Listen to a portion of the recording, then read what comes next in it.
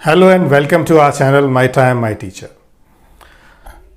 इस वीडियो में मैं क्लास 12 बोर्ड एग्ज़ाम्स में अपीयर होने वाले स्टूडेंट्स के लिए टाइम टेबल देने वाला हूं कि किस तरह से वो टाइम टेबल बनाएं अपनी पढ़ाई का, because approx 90 days are left.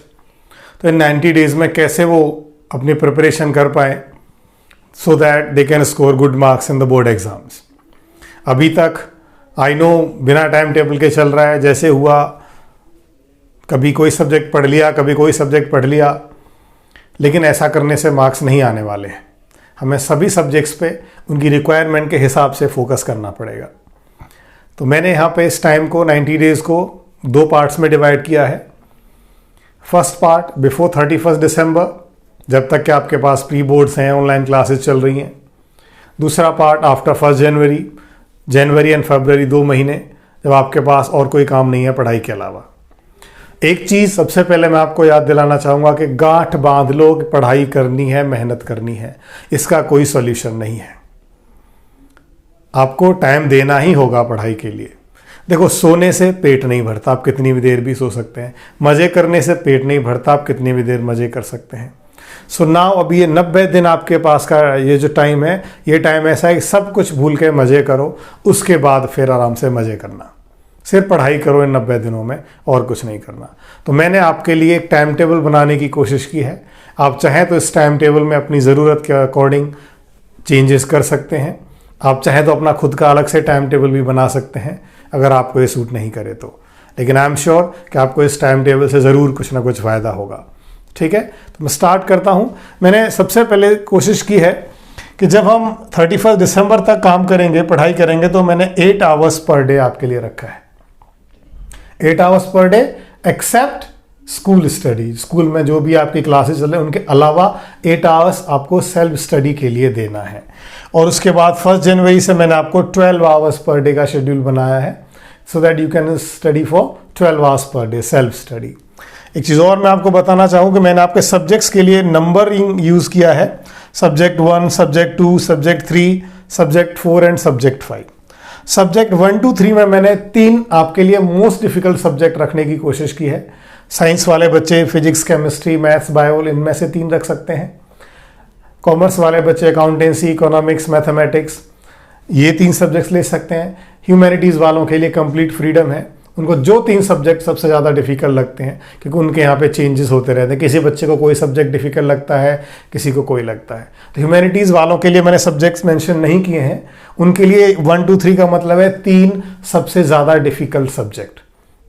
5 subject मैंने टोटली लिए हैं। सब्जेक्ट 4 एंड सब्जेक्ट 5 में 1 लैंग्वेज आपकी हो गई, और एक आपका वो सब्जेक्ट हो गया जो आपको सबसे ज़्यादा ईजी लगता है। कोई भी सब्जेक्ट हो सकता है वो जो आपको इजी लगता है। ठीक है, तो ये 5 सब्जेक्ट मैंने लिए हैं। मैं यहाँ पे टाइम टेबल बना रहा हूँ आपके लिए 12 आवर्स पर डे का फ्रॉम 1 जनवरी ऑनवर्ड्स। उससे पहले हमारे पास स्कूल के भी काम हैं, तो वो सब चलते रहते हैं। कैसे मैंने डिवाइड किया है? सबसे पहले मैंने आपको 5 AM उठाने की कोशिश की है। स्टूडेंट्स, एक चीज़ हमेशा याद रखिए कि सुबह का पढ़ना बहुत इंपॉर्टेंट होता है। सब लोग कहते हैं, पेरेंट्स भी कहते होंगे, टीचर्स भी कहते होंगे। उसका कई सारे कारण हैं कि सुबह एक तो आपका दिमाग बिल्कुल तरोताज़ा होता है, दूसरी चीज़ माहौल बिल्कुल शांत होता है, बाहर से किसी भी तरह की डिस्टर्बेंस नहीं होती, घर में किसी तरह की डिस्टर्बेंस नहीं होती। जब आप पढ़ रहे होंगे तो घर के सब लोग उम्मीद है सो रहे होंगे, तो डिस्टर्बेंस नहीं होगी, तो आप ज़्यादा अच्छे तरीके से कॉन्सेंट्रेट कर पाएंगे। इसीलिए मैंने आपको सुबह का टाइम भी लिया है। बोलना नहीं कि मुझे 5 बजे उठा दिया, ठीक है, कोशिश करो, 3 महीने की बात है, कोई दिक्कत नहीं, मैनेज करो।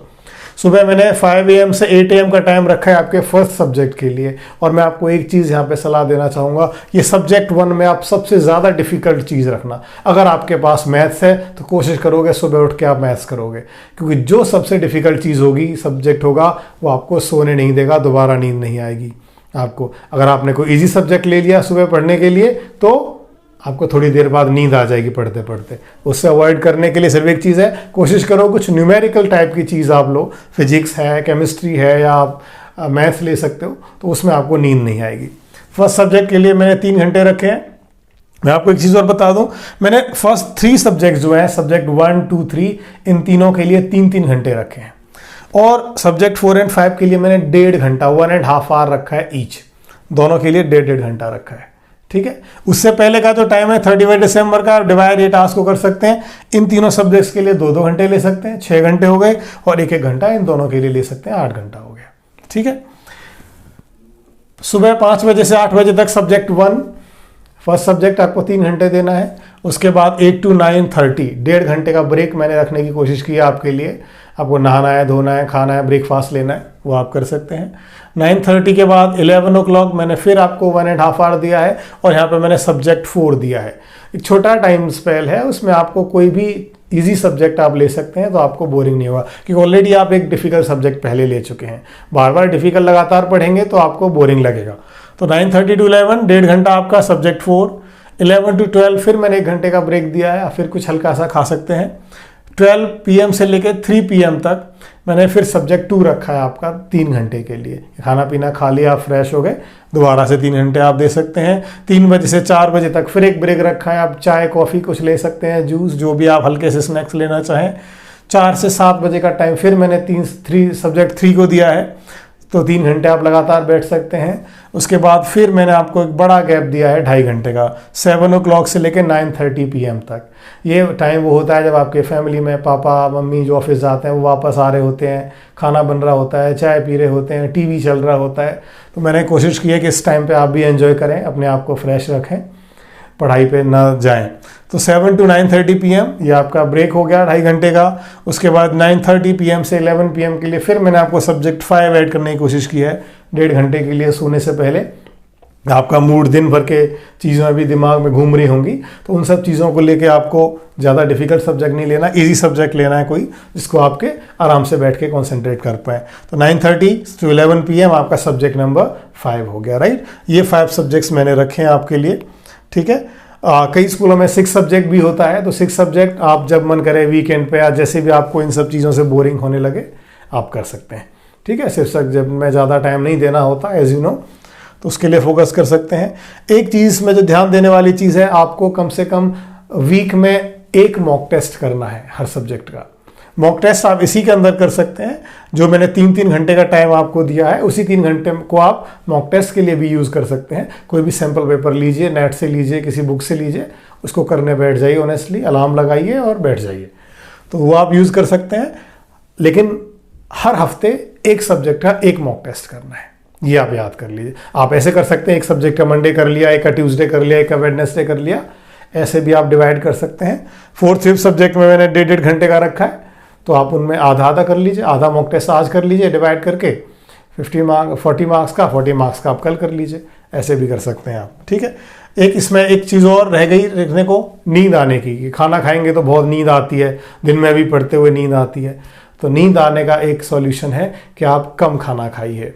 आप अगर इमेजिन करो 4 रोटी खाते हैं, तो 4 रोटी आप एक साथ न खाएं, या तो 2-2 रोटी 2 बार में खाएं, 1 रोटी खाएं। हर घंटे पर आप 1 रोटी खा लीजिए, कोई दिक्कत नहीं है, 5 मिनट लगेंगे, ज़्यादा नहीं है, लेकिन वो आपको उससे नींद नहीं आएगी। अगर आप एक साथ 4 रोटी खाएंगे तो आपको नींद आएगी। अपना खाना पैक करवा के रखवा लीजिए मम्मी से, आराम से आप खाना खाते रहिए, जा जाके किसी को डिस्टर्ब भी नहीं करना पड़ेगा, आराम से खा सकते हैं, ठीक है। उम्मीद है ये टाइम टेबल आपको ज़रूर हेल्प करेगा, ठीक है। अगर आपको पसंद आए तो अपने दोस्तों के साथ शेयर करें, अपने ग्रुप्स पे शेयर करें और मेरा चैनल सब्सक्राइब करें। Thank you very much.